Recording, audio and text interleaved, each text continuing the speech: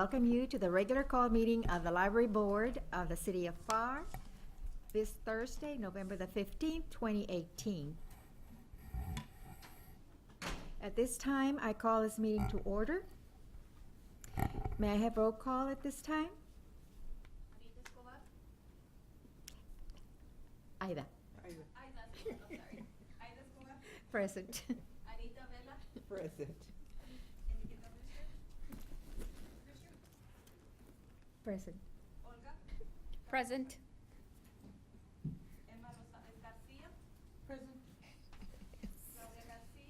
Present. Would be our new board member for the library board.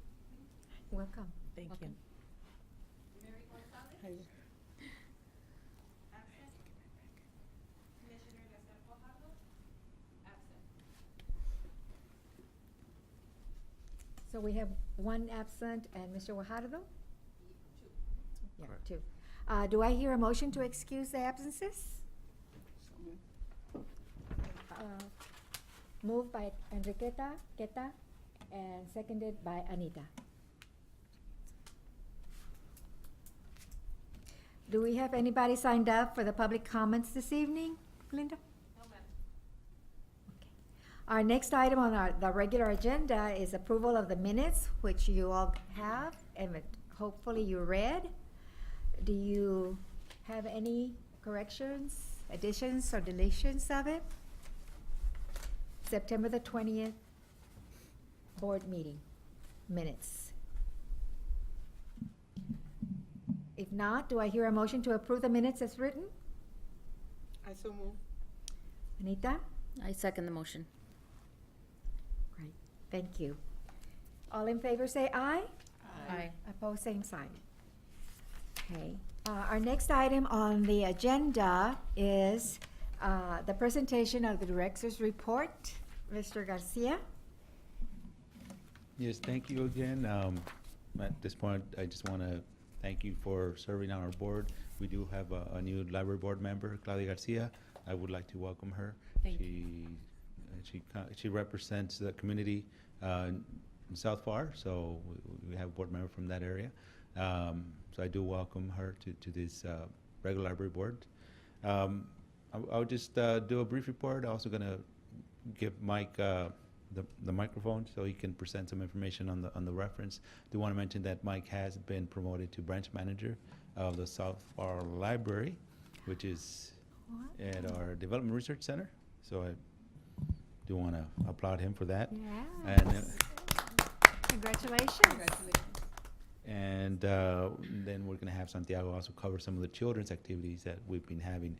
My presentation is mainly on some of the how we ended up the year as far as budget-wise, and our upcoming budget, which it's already been passed. So I'll let you know how much money we have to spend. So, and at any time, just if you have any questions, just interrupt me so I can explain any information that I will be presenting. We want to make sure that we are promoting our South Pharr Library.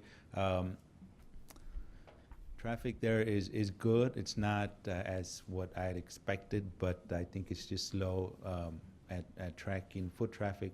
It's not that people aren't visiting the center itself, is that sometimes they don't make their way into the library side of the Development Research Center. Considering we've only been open since January, I mean, it's good traffic, but it's just a matter of getting the word out. So I do want to make sure that we're promoting it as much as possible on social media. We have, when we first started opening up the Development Research Center library, we did send out a water bill insert informing the people that we do have a library at the Development Research Center, and all the services that we have over there that we have here at the main library, we have at the South Pharr Development Research Center Library. We do have new books. I tell them, look, they have everything we don't have at the main library. They have new books, a new facility, new staff, new computers, and of course new copiers and printers. So that's something we don't have here. So I do want to commend my staff over there for opening a great facility and offering the services that they have in South Pharr. Wherever you go, wherever I go, I just make sure that people are aware that we do have a South Pharr library branch. So So the hours are there, and the phone numbers are on the director's report.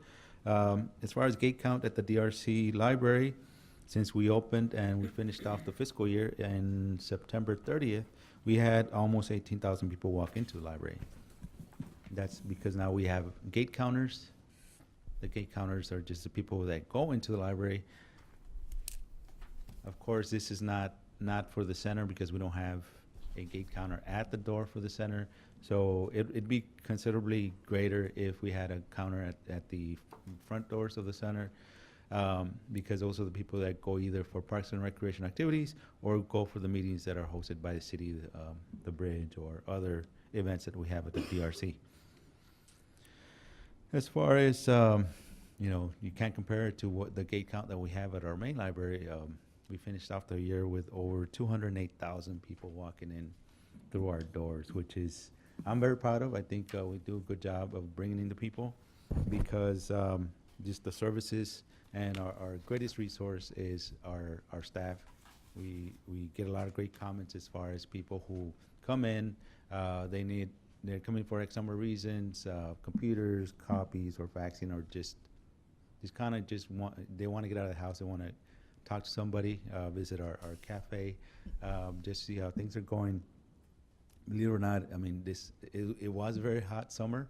As you all know, I think the library served its purpose, allowing the people to come to a communal center in the center of the city of Pharr, and kind of it acted more of a place of rest, because to get out of the heat, we did provide a nice space for them to go there and just relax and cool off. And vote.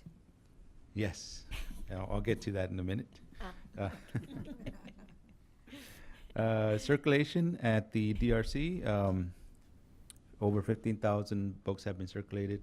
Granted, our collection is about 25,000 books, so you're looking at about 75% of the books got checked out. So now the complaint is we don't have enough books, and all the books that we have there have already been read. Those are by the kids. I say, well, they want more new books. So that's what I'm pushing for. We did pass a new budget, so we have that covered in collection development.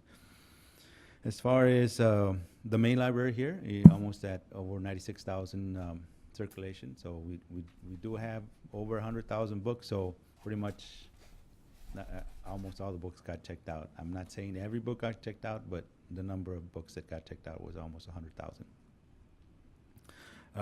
Revenues at DRC, we're talking about a little bit over $5,600.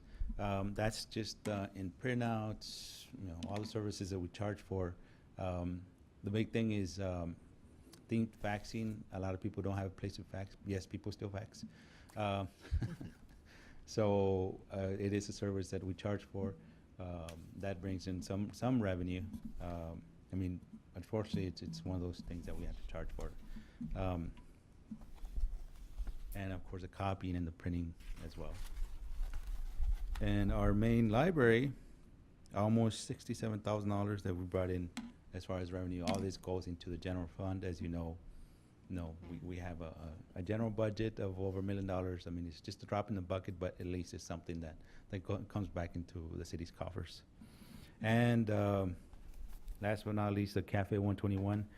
From the time we started, I think our fifth year, if I'm not mistaken, fifth year in a little cafe. The best cup of coffee in the city of Pharr, comparable to our friend on South Cage Street. We call it our very own Pharr Bucks.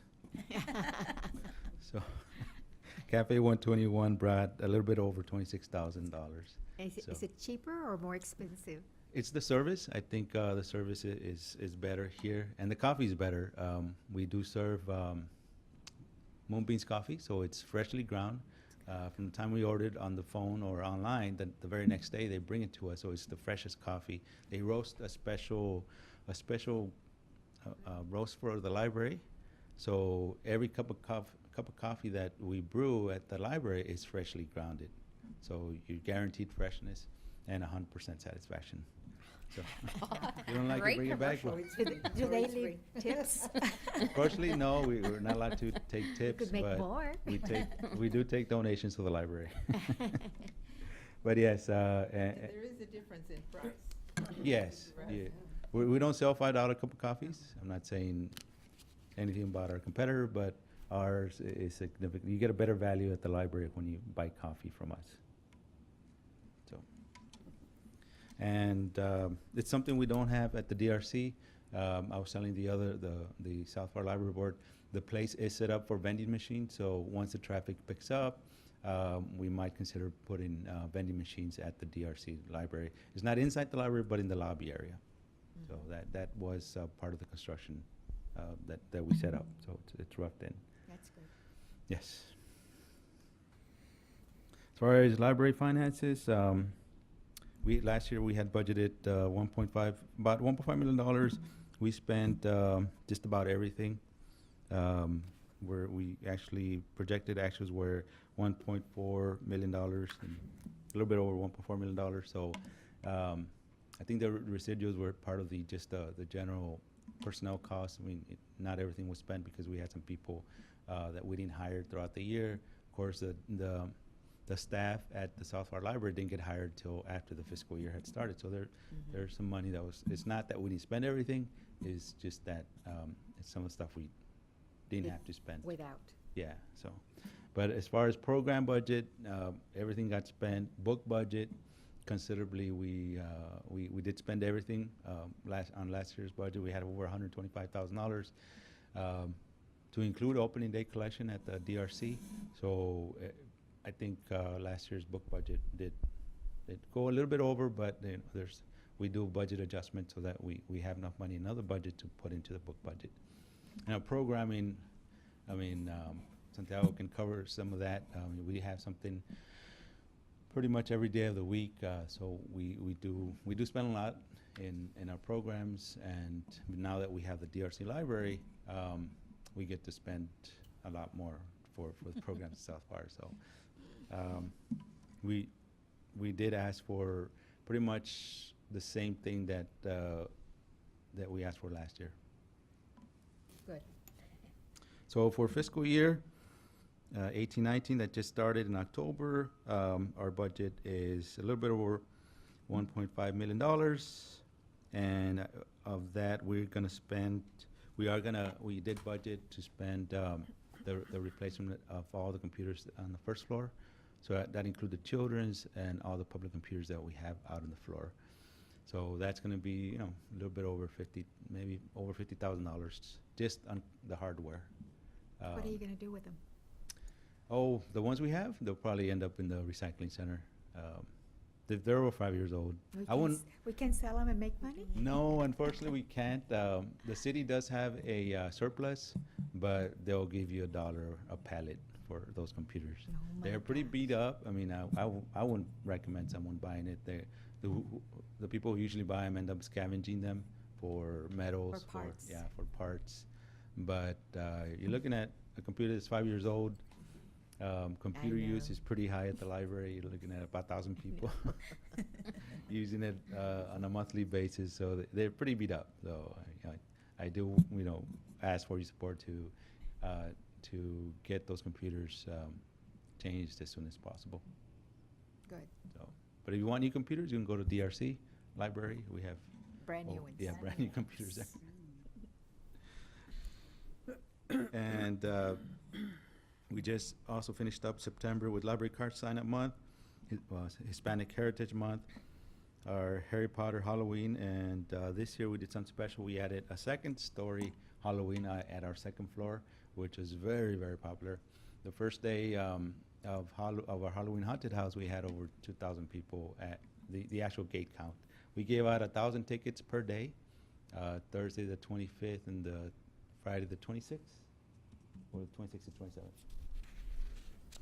25th and 26th of October, we had a lot of people. It was scary, I'm not going to lie to you. It was family friendly. That just means that the whole family got scared.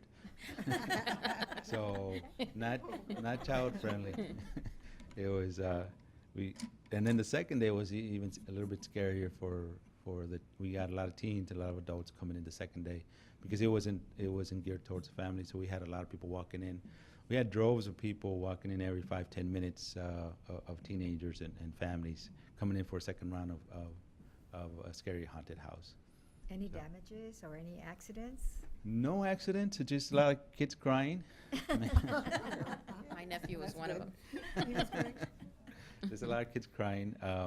We did have elections at the same time, so I don't know what was scarier, our haunted house or the people on the ballot. That's a good one. So we had a great turnout. Elections was going on while we're having the haunted house on Thursday and Friday. So the last 2 days of early voting. Much better crowd at the haunted house. Yes, yes. And also we did finish off the year with a nice altar that our circulation department worked on. Our board president here. We did in honor of all the people who are buried at Guadalupe Cemetery. We had some families who brought in their pictures. Ms. Garcia brought some pictures of some family members that are buried there. We do have a database of people buried there. Unfortunately, if there wasn't a name at the Guadalupe Cemetery or tombstone with a name, we don't have those records. We just have a record of people whose names we could detect or we could read from a tombstone, or a family member who approached us about their family members buried in a certain place. Now it's pretty accurate, up to about 3 feet. When we did the survey, we went out there with GPS devices and pinpointed the actual area where somebody was buried. So it's a very inclusive, very good database that we have on our website. And just go to our website and click Guadalupe Cemetery, and you can it'll give you a map and you can see who's buried there, by name, by date of date of death. Yeah. So last name, first name. So I've tried it. I mean, I don't have anyone buried there, but people who have called me, I just look at the name, I print out the information, and they're very grateful that they get that information. Because a lot of people have either left the area or just want to know if their loved ones are still buried there. I mean, where would they go, right? But their tombstone, they want to know if the tombstone's still there or they need to come back and do some TOC in the area. Some of us were in that particular program where we went and inventoried Yes. the graves. Yeah, inventory, so to speak, and it's pretty good. The only thing we need to go back, I asked Mike, whoever we hire now as reference supervisor, they're going to take over the database and go back and see if anybody new was buried there and update the information for the Guadalupe Cemetery. You need That's to. one of the goals for this fiscal year. I don't know how many people are aware that it has a historical marker. Yes. And to a lot of people, it's a very special place. you know, Yes. It's a historic place. It's Yeah. Yes, one of the things that I know that's part of the budget this fiscal year is that they're gonna update the fence around it to sort of like a nicely gated type of fence. But the gazebo was part of the historical marker, Uh, and it hasn't yeah. been kept up. No, that hasn't been kept up. I don't know if it's part of the update to the cemetery, but I'll ask the director of Parks and Rec, see if they can give it a little TLC. because it was also landscaped, and of course, all the Mhm. plants died. And that, if I could, I'll make it real short, that gazebo is there because we asked for it. Okay. Because years and years ago, they had a gazebo or something looking like a gazebo. And so that's why we asked for it to be placed to be there, next placed. to the marker. Oh, wow. Or the Okay. marker next to the Yeah, gazebo. right in front, in the back of the marker. Okay, so it's work in progress, so I'm glad that we're part of it. I'm glad that we're able Great. to have staff to be able to do that. It's part of the history of the city of Pharr. Right. One other thing that we're gonna do at the library, at the DRC library outside, we're gonna, the mayor has asked the city to put a time capsule. Back in January of this year, the mayor did a State of the City address, and a lot of information was compiled, current information, I don't know if historical information, and outside of the building, on the library side, on the south side, they're gonna put a nice little little sitting area, viewing area for a nice time capsule that's gonna be buried, and they're gonna put one of those solar Solar clocks, sundials, Mhm. there so that people can tell time, and also it's gonna be in So we can guard it? like a little garden as well. No, Oh, the guard garden? it. Yeah, guard the time capsule. Now, it's gonna be like a 30-year time capsule, so we don't know if we're gonna be here. And how did they When it- choose what was going to go into that capsule? It was done through the mayor's office. They're the ones who selected. I don't know if they're still taking information, but we'll have another big, I guess, big event for that. So like a groundbreaking or a ceremony to put the information inside the time capsule. Do you know if they asked the schools, the school district to be involved with this? Because I know the last time capsule that was, well, it was open sometime back, I don't remember when, there was one classroom or one school that participated, Mhm. and it was very interesting for the children. The ones that, the children that buried there, that had things there, came back. Oh, for a okay. reunion with Yeah. Mrs. Moore, with Mary Ann Moore. Marianne Moore. Yes, I don't know. I mean, that information hasn't been given to us. Yeah. But once the project gets started, we still have to, of course, do the construction. Once that's done, I mean, I'll follow up and ask them what information they're gonna put. If it's complete information, or if they're gonna ask the community to put more information in the time capsule, or how big it's gonna be, yeah. So, I'll have to follow up. Mhm. The capsule is gonna be humongous. If we ask all the schools. Yeah, it's just growing so much. In the report, you can see there's some, of course, the DRC library. One event that we had, one of the other library board members is there to invite the community, a small cooking class, more of a non-cooking class because we don't have a kitchen, but it's more of a preparation class for people who want to know more about not only the DRC, but our staff, and also how to prepare things so you don't have to cook. Mhm. And also, one event that we had there, and some of the directors, some of the board, department heads are pictured there with a mural that was also dedicated at the time of the capsule presentation. So we do have a nice mural. If you make your way to the South Pharr Library, to the back of the building, and they call it the exhibit hall of the DRC, up high, not too high, but you can see that this really nice mural that was painted by the Ramos brothers. It's a that lot w- bigger than the one that we have here in the city. About 3 times bigger. Yes, so Looks like it. yes, it's a lot bigger than the one we have at the Pretty. library. Right now, I'm gonna go ahead and give the mic to Mike. The podium to Mike, so he can explain to you some of the things that we've done, maybe some of the reference work, and then after that, it'll be Santiago. Feel free to ask any questions. Thank you, sir. Good afternoon. My name is Good Mike afternoon. Singletary. I'm now the branch manager at the Development and Research Center. I want to talk about the reference department as well. We had the haunted house on the second floor, and I want to thank my staff for helping put everything together. It was the first time we've ever done it, and it was a success. I think it was a success. It was a pretty scary haunted house. I also want to thank other departments that helped out. Parks and Recreation, they sent over, well, they weren't volunteers, but they were staff. They sent over staff to help us out. They were scarers. And I want to thank the Pharr PD. They were also there, not only interacting with the people, but, you know, that's visually, people feel safe when they see a police officer around. The reference department also had a writing contest. I want to talk about that as well. We had about, I'd say 42 submissions this year. Last year we had about 8, so it's a definite increase. We've had 6 winners. We divided it into children. I guess it was 6 years old to 12-year-old, and then 13 till adult. We had 6 winners, and again, I think that was a good successful event as well. The prizes were donated, or they were given to us by the Friends of the Library. It was first place winners got $100 cash. Second place winners got $75, and third place got $50. Wow. So all the prizes were pretty good. I wish I could share the stories. They were pretty. They were very, imaginative. Did you They give were them a kinda scary. theme of some sort, or they were on their own? Paranormal. It's we call it the Far From Normal writing contest, and we tell them to talk about paranormal, ghosts, monsters, and things like that.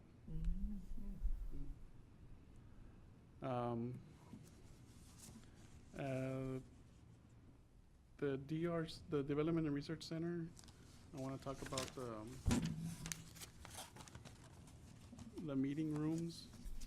We have a whole lot of organizations that have started using our facility. Basically, it started with just city departments, and now it's kind of it's growing. We're getting a lot more organizations wanting to use it.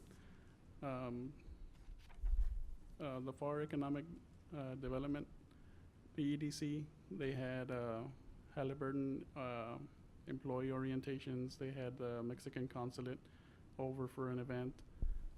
The Parks and Recreation had a theater program. The kids would go and they would practice their lines there at the DRC. So they would practice there at the DRC, and I don't know where the actual play was held, but it was nice to see them there, practicing the play. Vanguard had their dance camp there in the exhibit hall. Parks and Recreation, they also had a dance camp. They have What is a karate camp? classes. They call it a camp, but it's just they come over and they teach them how to Just, dance. okay, Yeah, I think it's part of their recreational programming. okay. The bridge is also a department that utilizes our conference rooms quite a bit. They have their Bridge Connect where they talk to the drivers about the new rules and regulations that are coming into effect, and they talk about the roadways and street closures and things like that. The Pharr Emergency Management, they had a training there for different emergency situations, fires and things like that. They had an active shooter training, things like that, just in case it happens here in our city. We've had multiple team building exercises because it's kind of an exhibit hall. The exhibit hall is a really large room. That's where we have our team building exercises.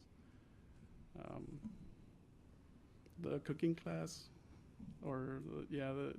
we've tried it a couple of times. We've done a chamoy apple, and it's called a sandwichon.